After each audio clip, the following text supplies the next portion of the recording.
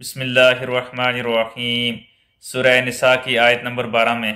اللہ پاک ارشاد فرماتے ہیں، تمہاری بیویاں جو کچھ چھوڑ مریں اور ان کی اولاد نہ ہو تو آدو آد تمہارا ہے، اگر ان کی اولاد ہو تو ان کے چھوڑے ہوئے مال میں سے تمہارے لیے چوتھائی حصہ ہے، اس وصیت کی ادائیگی کے بعد جو وہ کر گئی ہوں یا قرض کے بعد، اور جو ترکہ تم چھوڑ جاؤ اس میں سے ان کے لیے چوتھائی ہے اگر تمہاری اولاد نہ ہو، اور اگر تمہاری اولاد ہو تو پھر انہیں تمہارے ترکے کا 8واں حصہ ملے گا،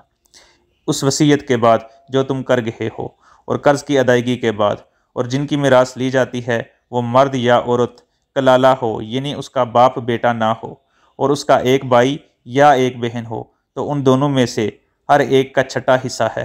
اور اگر اس سے زیادہ ہوں تو 1/3 میں سب شریک ہیں، اس وصیت کے بعد جو کی جائے اور قرض کے بعد جبکہ اوروں کا نقصان نہ کیا گیا ہو، یہ مقررہ کیا ہوا اللہ تعالیٰ کی طرف سے ہے، اور اللہ تعالیٰ دانا ہے، بردبار۔